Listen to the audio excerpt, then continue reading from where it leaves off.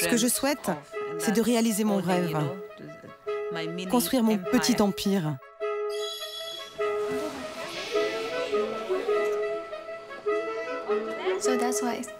Avec des enfants, notre famille sera plus parfaite.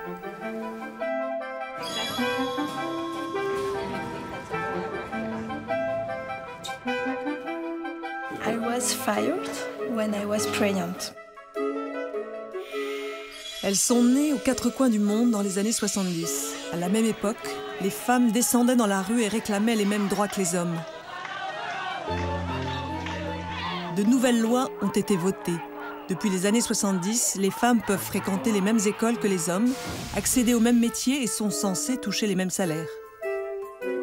40 ans plus tard, les femmes représentent près de la moitié de la population active mondiale. Maiko, Sarah, Hazel, Kristen, Lily, elles ont grandi dans un monde qui devenait mixte. Leurs vies n'ont rien à voir avec celles de leur mère. Elles étudient, elles travaillent, elles décident si elles veulent avoir des enfants et quand. Mais arrivent-elles à concilier leur désir de travailler, d'accéder à des responsabilités, avec une vie de famille, une vie tout court? 40 ans après, où en est-on de cette révolution silencieuse?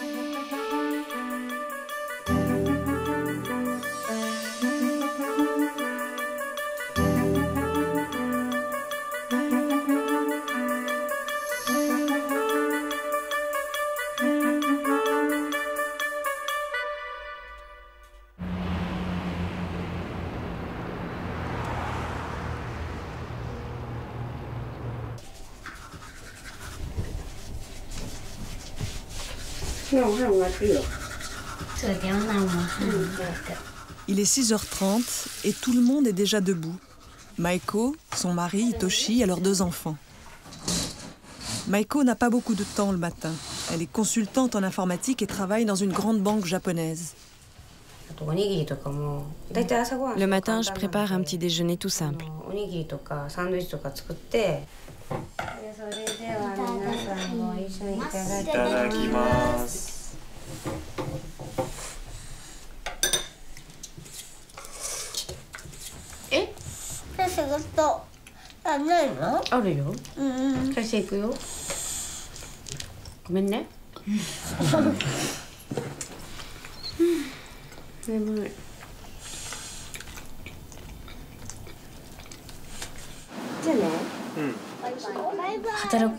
On entend souvent dire que les mamans qui travaillent sacrifient leurs enfants à leur carrière.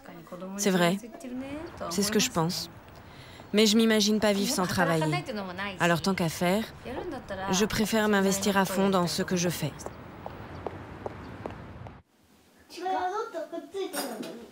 Hitoshi travaille tout près d'ici, dans une société de télécommunications. C'est lui qui a la responsabilité de déposer les enfants à l'école chaque matin.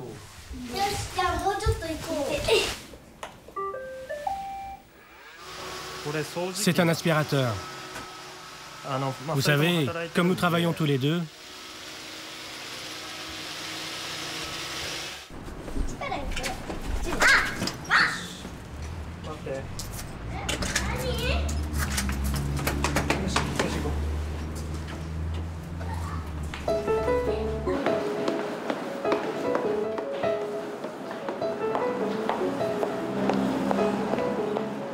Il faut à Maiko 1h30 de transport pour arriver à son travail.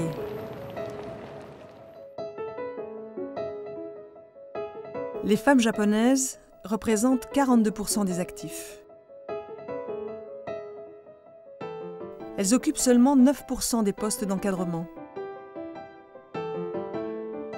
Le Japon est systématiquement classé comme la plus inégalitaire des sociétés développées.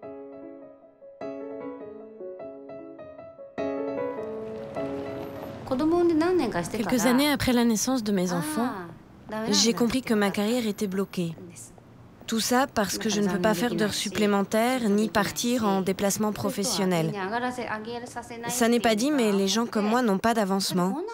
Sinon, comment expliquer que je n'ai été ni augmentée ni promue depuis 8 ans? C'est incroyable.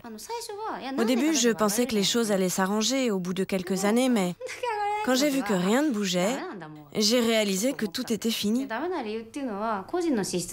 On pourra dire que je ne suis pas à la hauteur, mais la vérité, c'est que l'entreprise ne reconnaît que ceux qui sont prêts à faire des heures supplémentaires. Donc, j'en conclus que ma carrière a été stoppée net. Maeko est née en 1974. À cette époque, au Japon, très peu de femmes travaillent. Ce qui compte pour une femme, c'est avant tout son foyer, son mari, sa famille. En 1986, Maeko a 12 ans. La première loi sur l'égalité des chances entre les hommes et les femmes entre en vigueur au Japon.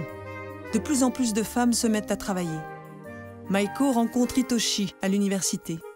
Ils se marient. En 2000, elle commence de travailler à la banque. En 2004, elle donne naissance à sa fille Nana.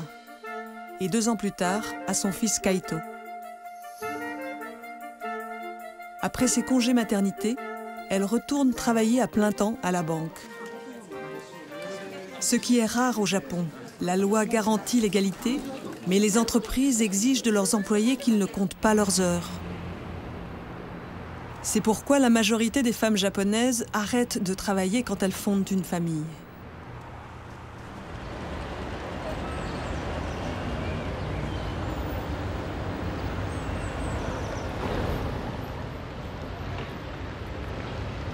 En France, même quand elles ont des enfants, les femmes continuent de travailler, le plus souvent à plein temps.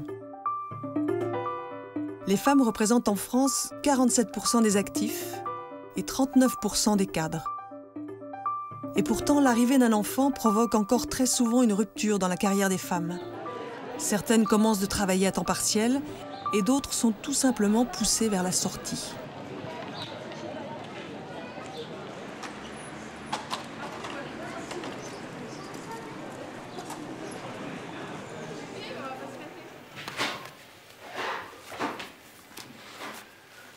Il y a 2 ans, Sarah était en charge de la logistique dans une société aéronautique. Elle était la première femme au comité de direction. Aujourd'hui, elle est chez elle, au chômage. Son mari, Pierrick, est ingénieur. On va aller le bonnet. Allez. Waouh! Oui, j'ai compris. Tout change quand Sarah annonce qu'elle est enceinte. Le directeur des ressources humaines lui propose une rupture conventionnelle de contrat. Elle refuse, abasourdie. Elle reçoit finalement, à 6 mois de grossesse, une convocation à son entretien de licenciement qui doit s'effectuer à son retour de congé maternité. Sarah est très affectée. Elle est immédiatement mise en arrêt maladie par son médecin et passe le reste de sa grossesse allongée. Je suis très en colère. Parce qu'ils savaient les risques que ça pouvait engendrer. On n'envoie pas un courrier à une femme enceinte de 6 mois, un courrier de licenciement. Évidemment, ça va mal se passer. Évidemment, ça va l'atteindre. Et évidemment, comme ça va l'atteindre, ça va aussi atteindre son état de santé. C'est logique. Et pour eux, ça... est-ce qu'ils n'y ont pas pensé? Est-ce que ça leur est passé par-dessus la tête? Je sais pas. Mais c'était pas à faire. Ils sont allés trop loin.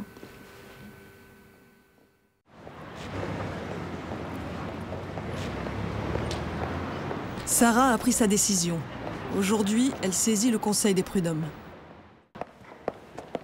Pour moi, terminer cette histoire, ça passait forcément par une procédure judiciaire.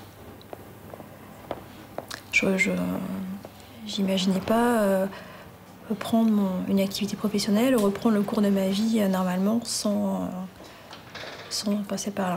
J'ai vécu des mois trop difficiles.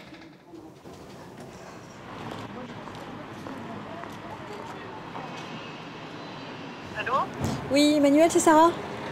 Oui, Sarah. Je sors du tribunal. Oui. Donc l'audience a été fixée au 15 février. Non. En France, les femmes sont protégées par la loi pendant leur grossesse. Elles ne peuvent être licenciées. Pourtant, une femme sur 4 s'est sentie discriminée au travail alors qu'elle était enceinte.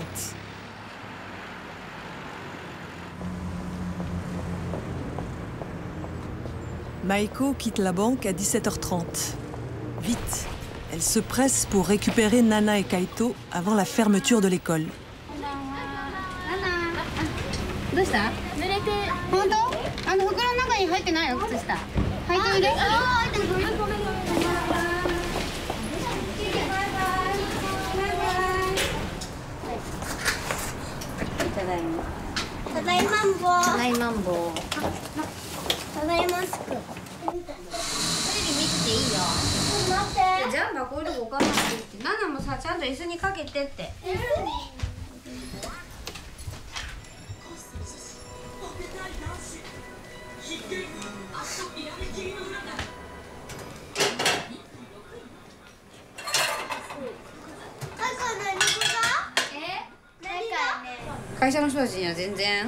Quand j'entends mes collègues masculins se plaindre, j'ai envie de leur dire « Vous en avez de la chance de n'avoir rien à faire à la maison ».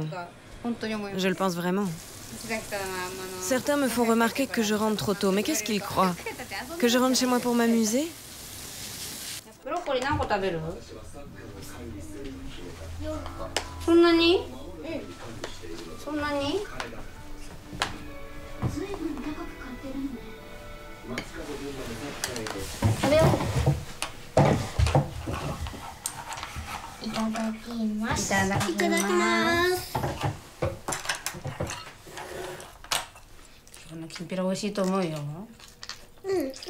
Maeko cuisine le week-end et prépare les repas à l'avance.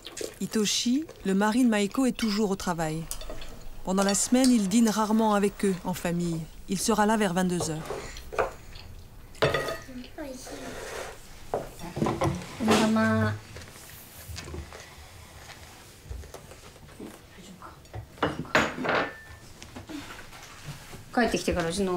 C'est mon mari qui fera la vaisselle à son retour à la maison. C'est à lui de faire ça. Je peux paraître un peu sévère, mais c'est une tâche qui lui revient.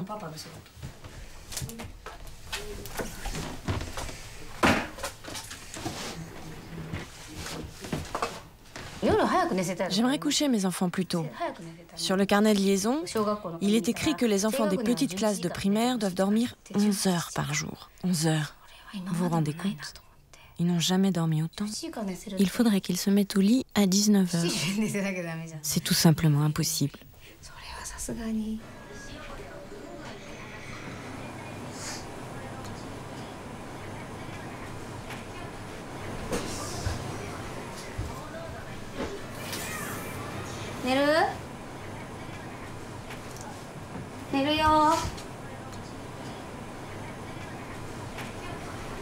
Je ne peux pas consacrer plus de temps à mes enfants. Alors, si je faisais des heures supplémentaires, je n'aurais plus de temps pour eux.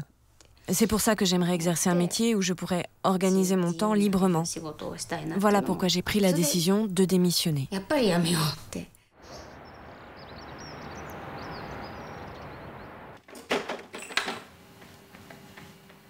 Sarah est à la maison depuis la naissance de Naya. Elle a passé beaucoup de temps à préparer son dossier pour les prud'hommes. Depuis peu, elle commence à chercher du travail. Oh là là, tu t'es fait super mal, je suis sûre. Allez, viens. Allez, viens. Tu peux te relever encore? C'est trop dur, trop dur.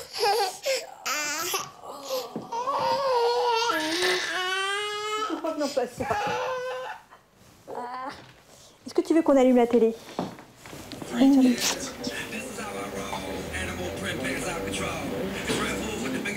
J'ai bien profité de Naya. J'adore m'occuper d'elle, mais le quotidien aujourd'hui m'étouffe un petit peu.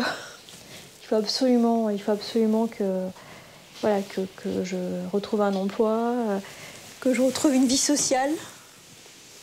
Ça devient et ça, c'est essentiel pour moi. Je peux pas, malgré ce que disent. Malgré ce que peuvent dire les personnes à l'extérieur, c'est vrai que j'ai le temps aujourd'hui, mais voilà, je me sens pas bien, vraiment je me sens pas bien à rester à la maison et c'est pas mon habitude.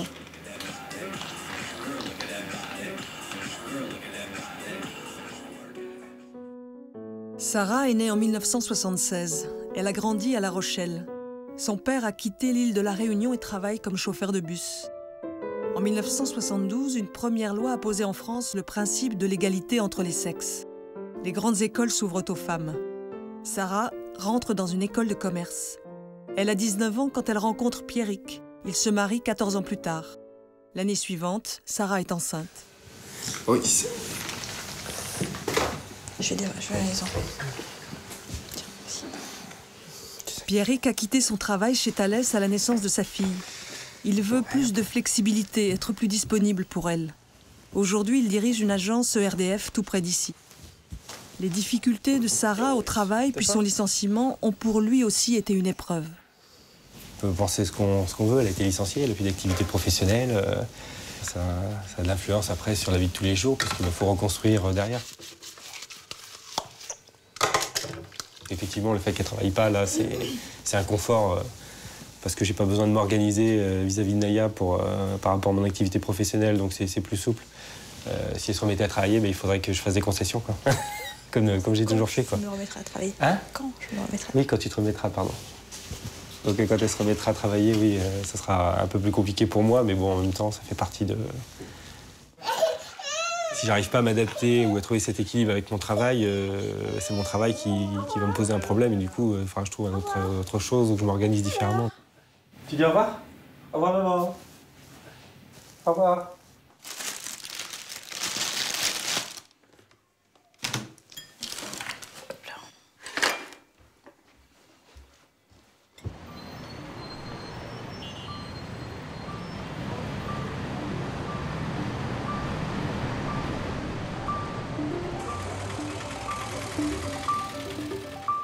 En Afrique, une proportion très importante de femmes travaillent. Au Kenya, 46% des actifs sont des femmes, souvent à des postes peu rémunérés. Mais elles sont de plus en plus nombreuses à créer leur entreprise, quitte à bousculer les traditions.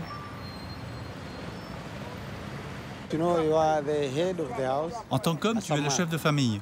Même si tu ne travailles pas, tu es le chef de famille. Parfois, on voit des femmes qui travaillent, qui ont un bon poste, avec beaucoup d'argent, et elles commencent à se prendre pour le chef de famille. Mais c'est l'homme qui est censé être le chef de famille, selon notre culture africaine. Je cuisine, je fais la lessive, je m'occupe de mes enfants, en tant que mari et père. Et tout le monde est comme vous au Kenya? Malheureusement, non. I cannot have the same product. If it was Coke, I would keep it. Because hatukuagiza na hatujaandika cheki yake.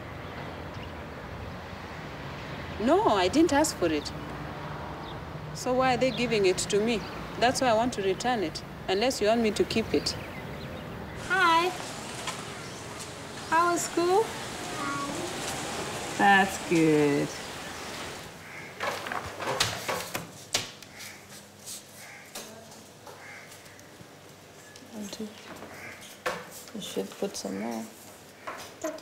Hazel essaye d'être à la maison quand ses filles rentrent de l'école. Son mari, un ingénieur originaire d'Australie, travaille loin d'ici et est absent pendant la semaine. Hazel est née à Mombasa en 1973. Son père travaille dans l'industrie du thé et ils ne cesseront de voyager. Sa mère a arrêté de travailler après son mariage. Hazel part étudier en Australie, dans une école de commerce. Elle se marie là-bas, mais elle veut vivre au Kenya. Elle revient et travaille comme chef de projet. À la naissance de ses filles, elle décide de quitter son travail.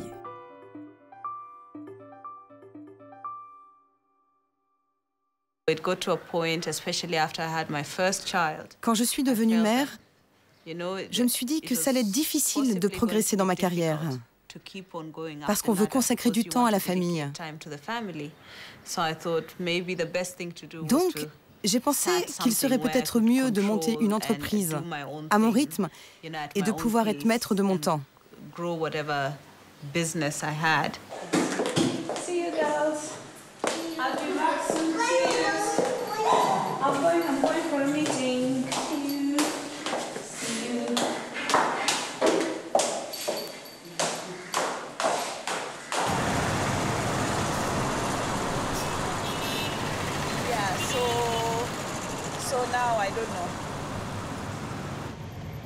Hazel se lance. Avec ses économies, elle ouvre un magasin puis un restaurant. En 2008, elle fait un emprunt et rachète une petite entreprise de distribution de soda. Elle emploie aujourd'hui 30 personnes. En 2010, le Kenya adopte une nouvelle constitution. Désormais, les femmes ont les mêmes droits que les hommes. Malgré tout, pour Hazel, se faire accepter comme directrice reste difficile.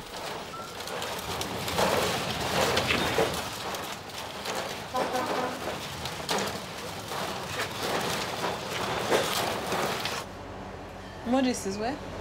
Is he here? Maurice, get me the highway book. You can Minute Maid. Minute Maid, 727. 724. 724. Yeah. You gave me how much? Yeah, you gave me 724. 724. This business has really. Ce travail m'a vraiment endurci. J'ai réalisé qu'être douce dans un secteur d'activité dominé par les hommes, ça ne marche pas.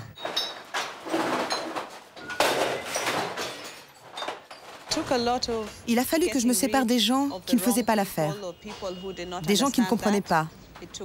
Il a fallu tout recommencer sur de nouvelles bases, embaucher les bonnes personnes et surtout embaucher des femmes.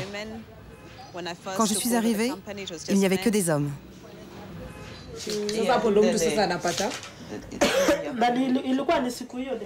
Itasaidia. Itasaidia kwa hii kesi hiyo, no, itasaidia. Sasa si umeongeza 2 wewe, si umeniambia vizuri umechukua 2 asubuhi ama? Uliongeza 2 asubuhi. Sasa 20 ni ile ulikuwa nayo jana return yako. Uyafai iwe 22. You know, to men, vous savez, vous ne pouvez pas parler aux hommes poliment. Il faut être dur. En général, je suis dure avec eux. C'est comme ça que ça marche. Parce que si vous êtes poli, si vous riez avec eux, ils ne travaillent pas. Et puis, vous créez des problèmes. Ce qui intéresse vraiment Hazel, c'est la construction. Elle répond à des appels d'offres et se prépare à ouvrir un restaurant dans l'aéroport de Mombasa.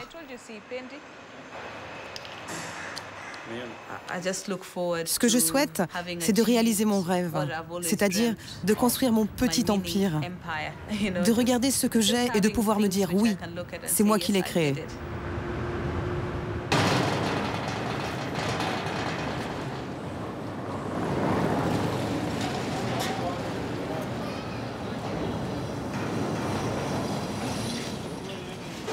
Quatre mois plus tard, Hazel se bat pour ne pas mettre la clé sous la porte.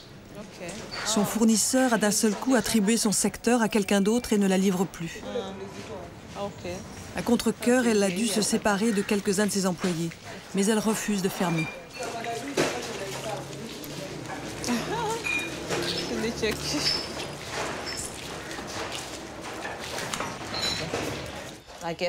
Pour moi, ça n'a pas été possible de tout arrêter.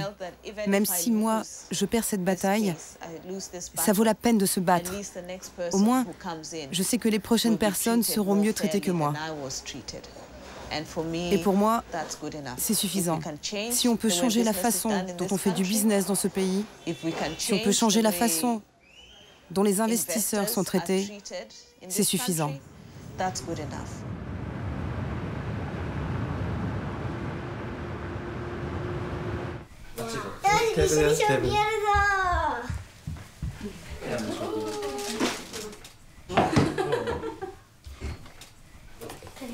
C'est décidé.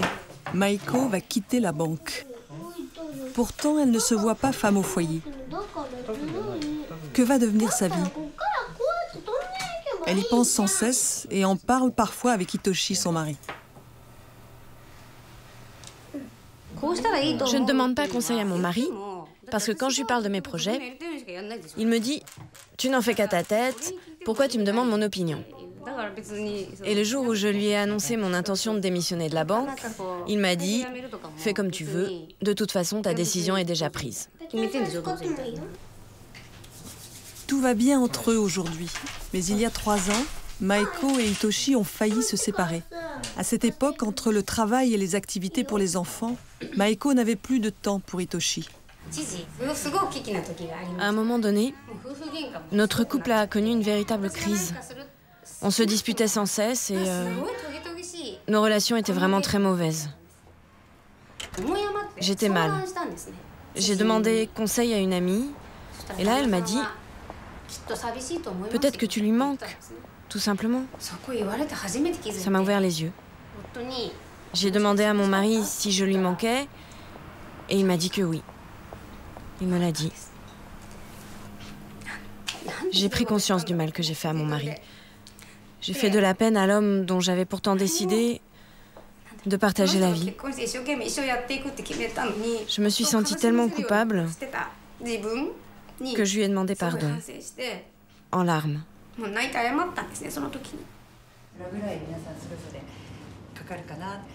Maeko veut changer de vie, trouver un nouvel équilibre entre le travail et la famille. Elle a commencé chaque week-end une nouvelle formation dans cette école qui forme des femmes entrepreneurs. Ces dernières années, Maeko s'est prise de passion pour le coaching. Aujourd'hui, elle veut devenir coach pour mères qui travaillent.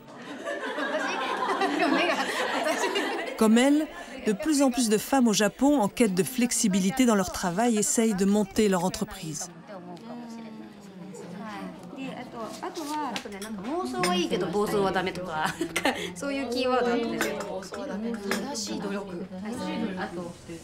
Je peux vous poser une question? Vous êtes mariée? Oui. Ah, je comprends. On pourrait être des mères célibataires, c'est ça? Non. Pourquoi vous voulez créer votre entreprise alors que vous avez un mari? C'est moi qui avais choisi d'être femme au foyer, mais finalement, je me suis vite lassée de cette vie. Tout ce que je faisais, c'était préparer 3 repas par jour.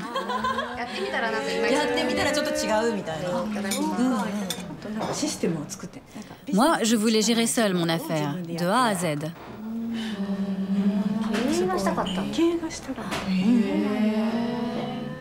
Lors de mes entretiens d'embauche à la sortie de la fac, on me demandait presque systématiquement « Que comptez-vous faire une fois mariée ?» Qu'est-ce qu'ils voulaient que je leur réponde? Donc, en général, je disais que je souhaitais quitter l'entreprise une fois enceinte. Un jour, le responsable des ressources humaines m'a carrément fait un large sourire en me disant « Bien, très bien ». Là, j'ai eu confirmation de l'idée que je m'étais toujours faite de la place de la femme en entreprise.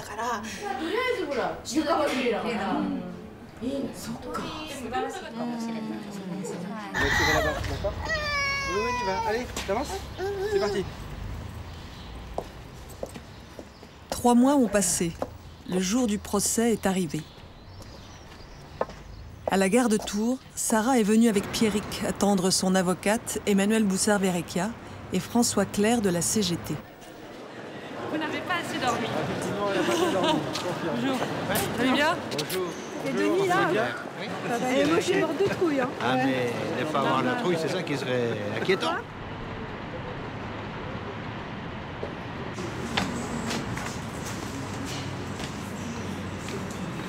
C'est une atteinte au droit à l'emploi d'une femme enceinte, droit à conserver son emploi à l'issue de la période de protection, c'est-à-dire à l'issue du congé maternité, et c'est aussi une atteinte à la santé. Pour vous, ça a été tellement manifeste, il a fallu que vous restiez 3 mois allongés, vous aviez des menaces d'accouchement prématuré, on voit bien l'état de stress, à quel point cela vous a mené du point de vue de la santé, du danger pour l'enfant.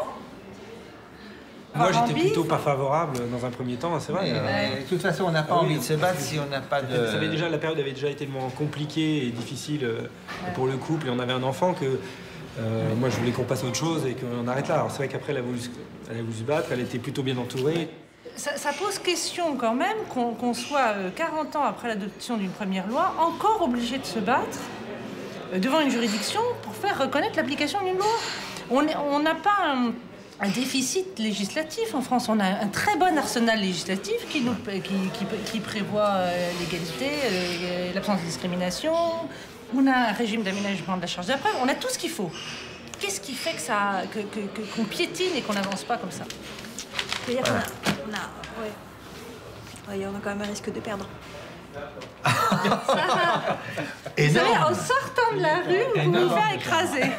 C'est possible aussi. Moi, j'ai horreur de perdre ça. J'ai horreur de perdre.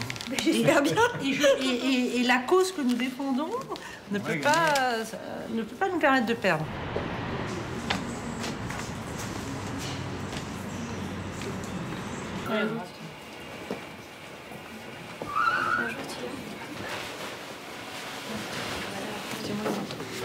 Hein?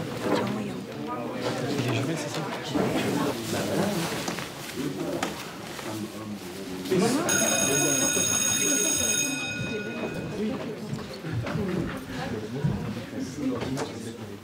L'audience est ouverte, veuillez vous asseoir.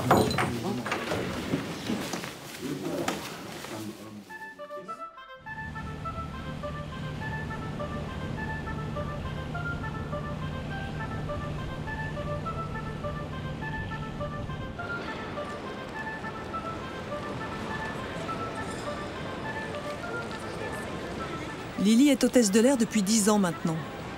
Être constamment en voyage, c'était son rêve. Mais aujourd'hui, elle aimerait que sa vie s'ouvre à autre chose.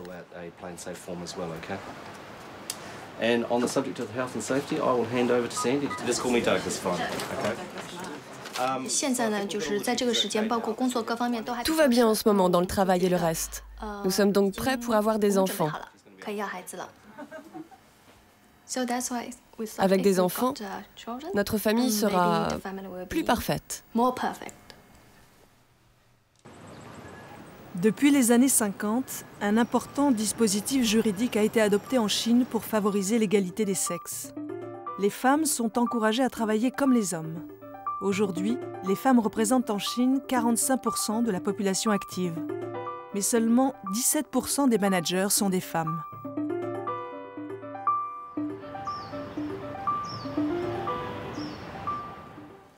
Lily s'est mariée avec Stéphane il y a 6 ans.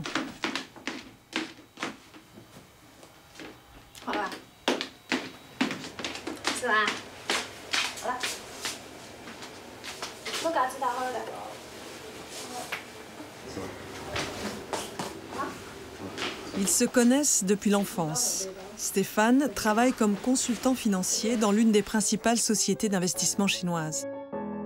Lily est née en 1976, l'année de la mort de Mao. Très vite, le pays se transforme, s'ouvre aux investissements étrangers et devient la deuxième puissance économique mondiale. Lily est fille unique, ses parents travaillent tous les deux. Avec le passage à l'économie de marché, l'écart entre les salaires des hommes et des femmes augmente. Lily va à l'université, travaille dans une agence de voyage et devient hôtesse de l'air. Après avoir vécu 2 ans à Singapour, elle revient à Shanghai et épouse Stéphane.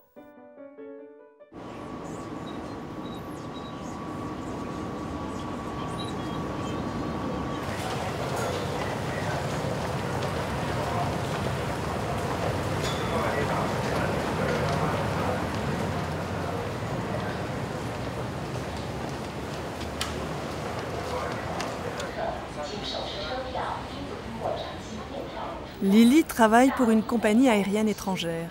Quand elle n'est pas en déplacement, elle travaille au siège, dans le centre-ville.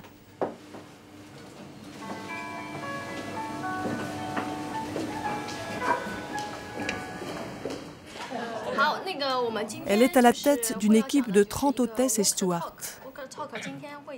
Lily veut continuer à progresser dans sa carrière. Pour pouvoir mener de front travail et famille, elle pense avoir trouvé la solution.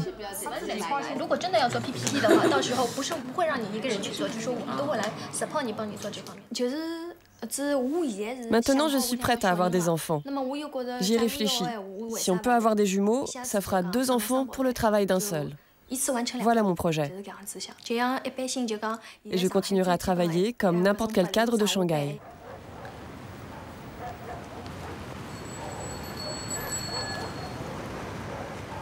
Un enfant par couple, la stricte politique de l'enfant unique est toujours en vigueur aujourd'hui.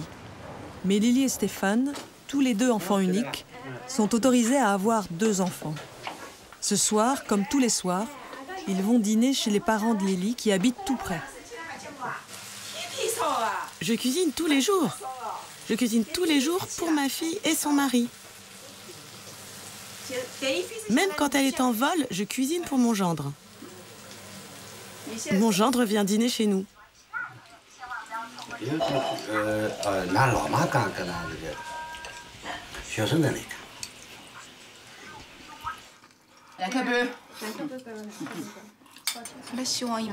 Ce qu'on leur souhaite, c'est de réussir au travail et dans la vie.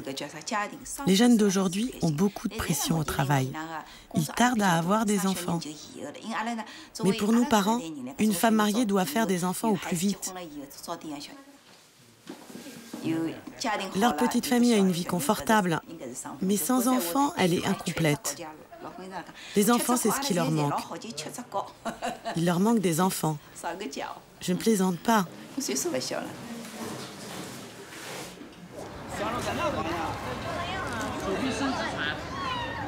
En Chine, les grands-parents prennent souvent en charge la garde de leurs petits-enfants.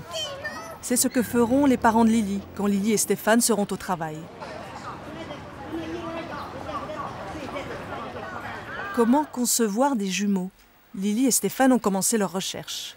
Comme de plus en plus de couples en Chine, Lily veut aller voir du côté de la procréation médicale assistée. Quelles sont les différences entre les deux méthodes? Il y a la fécondation naturelle et la fécondation in vitro. On féconde l'ovule dans l'éprouvette et on le remet dans ton ventre. On pourrait avoir un bébé naturellement, puis des jumeaux par insémination. On en aurait 3 en tout. Tu me prends pour une poule pondeuse? C'est pas ce que je veux.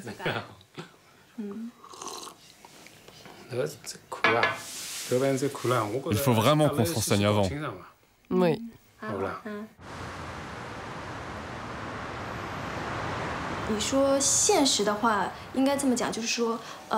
Les femmes sont pragmatiques aujourd'hui. Elles savent ce qu'elles veulent. On ne peut pas dire qu'elles sont prêtes à tout, mais elles ont des objectifs bien précis. Moi, je sais ce que je veux.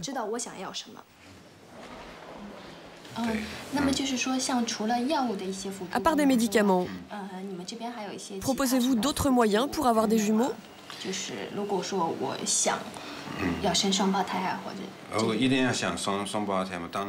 Pour des jumeaux, on peut avoir recours à l'insémination artificielle. Mais la pratique courante, c'est la fécondation in vitro. Pour s'assurer d'avoir des jumeaux, on doit disposer d'ovules fécondés, entre 3 et 5. S'ils se développent tous en embryon, disons tous les 5, il faudra opérer une réduction.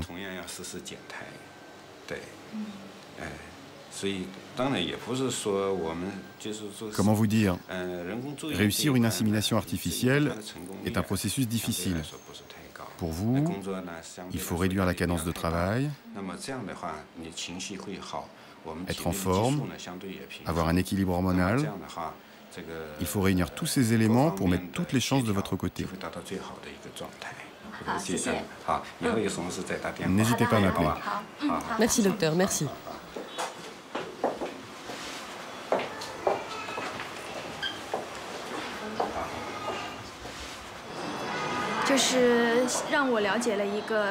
J'ai compris les principes de base. Si je veux avoir des jumeaux, je sais maintenant comment atteindre cet objectif. J'espère que tout se passera bien pour vous. Je veux des jumeaux. Merci.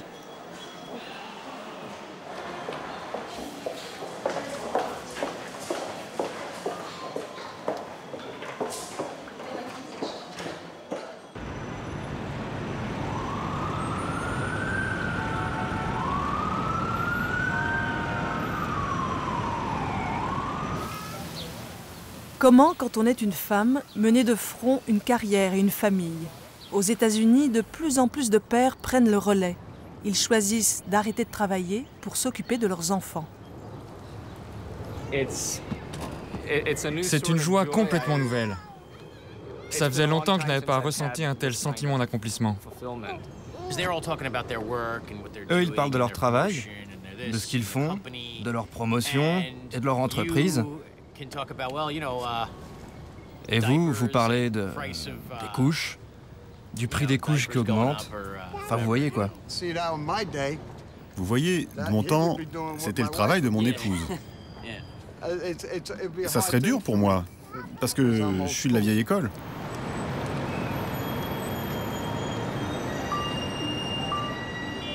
Aux États-Unis, un des rares pays au monde qui n'accorde pas de congé maternité rémunéré, les femmes représentent 47% des actifs.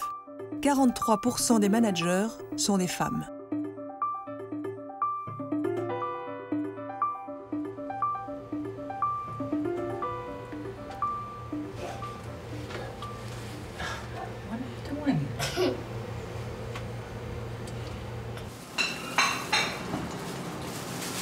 Can I have another waffle, please?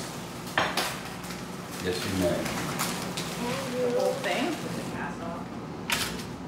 Christine est avocate et mère de 2 enfants.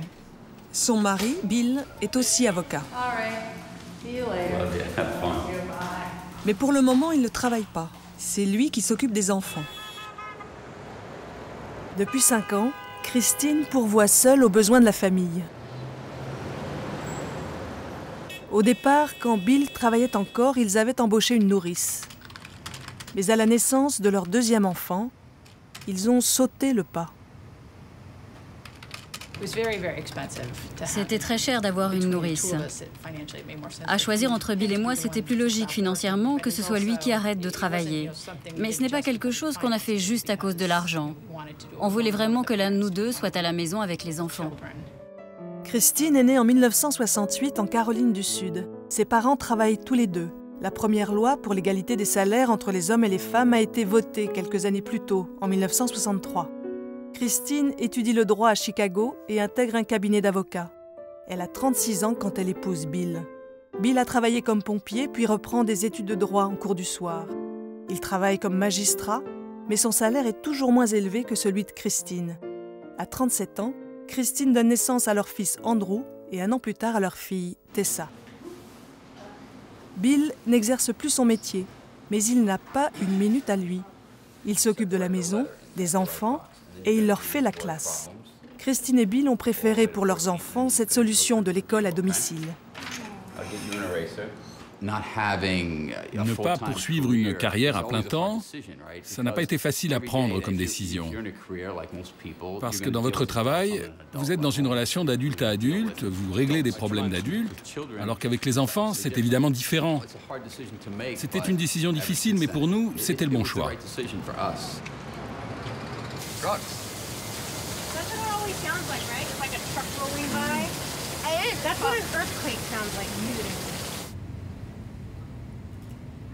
Christine travaille pour ce cabinet d'avocats depuis 10 ans. Elle est aujourd'hui la seule femme associée. Ça m'a terrifiée au début d'être celle qui fait vivre toute la famille. Mais maintenant, il y a une certaine satisfaction à savoir que tout le monde va bien.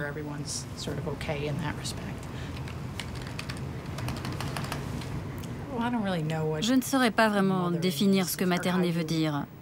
Je préfère parler de parentalité. You got it down, you think? Yeah. Tone it down.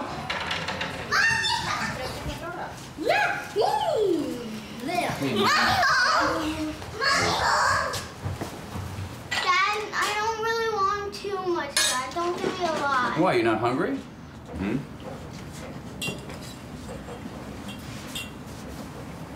Not so much?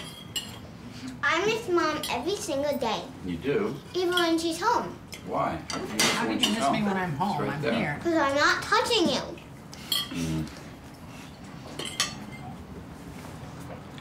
But I don't miss you when I'm touching you. Like right now. What about now? Yeah. Not now.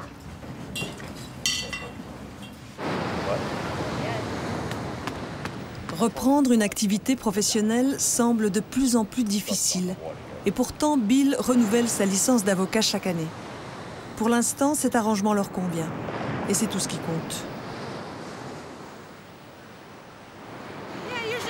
En général, le week-end, il prend un peu de temps pour lui. Il n'a pas à s'occuper de nous. C'est bien qu'il en profite un peu.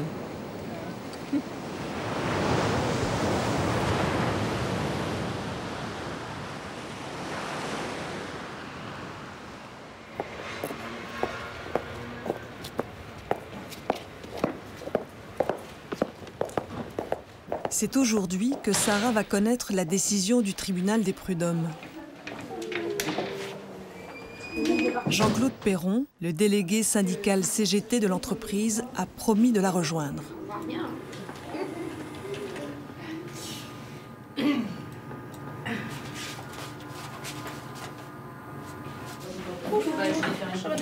Je vais chercher un délibéré. Oui, c'est dans quelle affaire Valli contre Doublet. D'accord. Écoutez, je vous invite à le regarder. Ok, merci.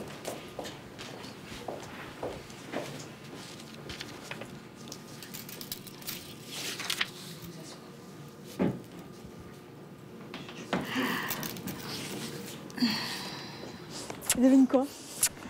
T'es rembauché. Ils ont donné la réintégration. Ils voulaient pas me le dire, c'est con là. Ils m'ont laissé une surprise. Ouais, on donne la réintégration, tu te rends compte? C'est super. Ah, l'autre, il va pas être joyeux. À compter de demain. Bah, il rembauche avec toi. C'est super. Il l'a lu ou il te l'a donné comme ça? Je l'ai récupéré, la feuille est là-bas. Donc ils demandent, donc ordonnent leur intégration, donc ils annulent tout le licenciement, ils ordonnent leur intégration, ils me demandent de me payer tous les salaires avec fourniture des feuilles de salaire. Formidable. 20 000 € de dommages et 20 000 € de dommages et intérêts. Voilà. Ça va être bien. Allez, à la tienne. Chocolat.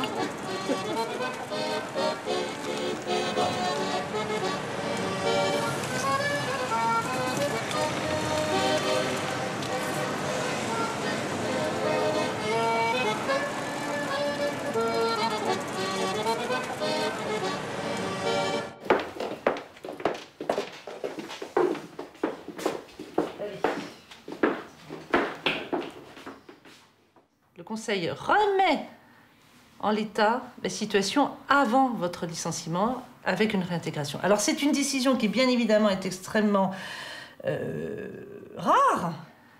Vous arrivez avec votre... On doit me restituer mon poste. Votre jugement en disant mais moi, on a effacé l'ardoise là et puis on redémarre sur de bonnes bases. C'est quand même une déchirure qui a eu lieu. Il faut aussi le temps de la cicatrisation. Lui, il s'est pris quand même un jugement d'annulation de votre licenciement à gérer. Bon, c'est le temps de la cicatrisation pour l'un et pour l'autre. C'est pour ça qu'il faut, à ce moment-là, y aller doucement. Hein ?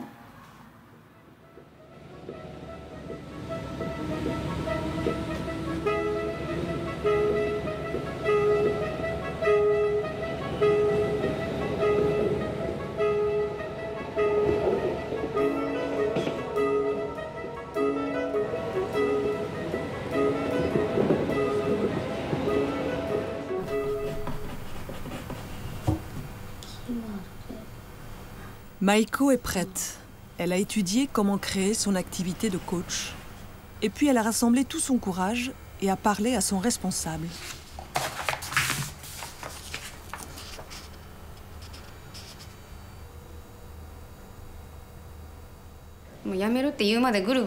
J'ai longtemps réfléchi à la meilleure façon d'annoncer mon intention de démissionner sans froisser mon chef. Mais finalement, le jour J, ça s'est passé très simplement. Je lui ai juste dit que je voulais arrêter et vivre désormais comme si chaque jour était le dernier jour de ma vie.